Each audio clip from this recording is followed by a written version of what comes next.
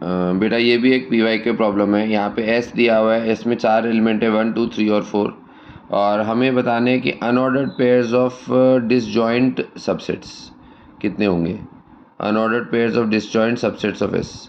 ठीक है, तो बेसिकली हमने कोई भी दो सेट सेलेक्ट किए ए और बी जो कि सबसेट होंगे।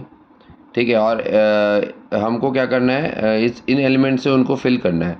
तो एक ऑप्शन ए है, दूसरा ऑप्शन बी है, और एक है कि ए इंटरसेक्शन बी, दोनों में उस एलिमेंट को डाल दिया जाए।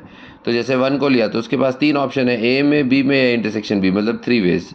सिमिलरली 2 लिया तो उसके पास भी 3 ऑप्शन है, ए में बी में या इंटरसेक्शन बी, तो 3 वेज।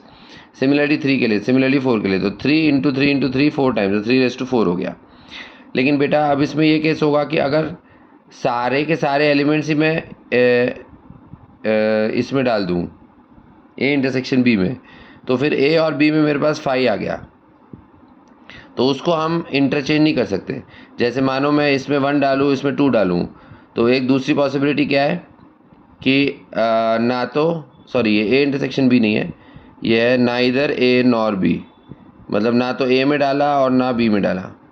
ठीक है, तो पहले फर्स्ट एलिमेंट के लिए कितने ऑप्शन है, या तो ए में डालो या बी में डालो या दोनों में से किसी में मत डालो, तो 3 वेज।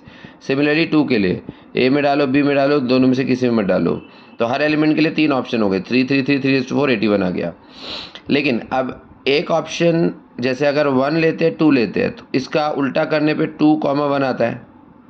तो इस तरह से ऑर्डर्ड पेयर बनते हैं, बट उन्होंने अनऑर्डर्ड पूछा है। इसका मतलब इस तरह के जो कॉम्बिनेशन होंगे उनको हम 2 से डिवाइड करेंगे, है ना, क्योंकि इस तरह के कॉम्बिनेशन को हमें एक ही बार काउंट करना है। तो अब 81 में एक केस ये आएगा जब मैं सारे के सारे एलिमेंट्स इस कैटेगरी में डाल दूंगा, नाइदर ए नॉर बी, मतलब ए में 5 रह गया और बी में भी 5 रह गया।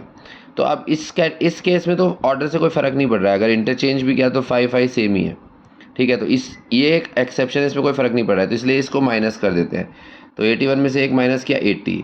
अब 80 वाले जो केसेस होंगे उसमें सब वो अलग अलग वाले होंगे, जैसे इसमें 1 रखा है इसमें 2, तो इंटरचेंज करके 2 1 आ रहा है। बट हमें अनऑर्डर्ड काउंट करने हैं, तो इसलिए इस तरह के केसेस को हम 2 से डिवाइड करते हैं। तो 80 को 2 से डिवाइड किया बेटा तो 40 आ गया।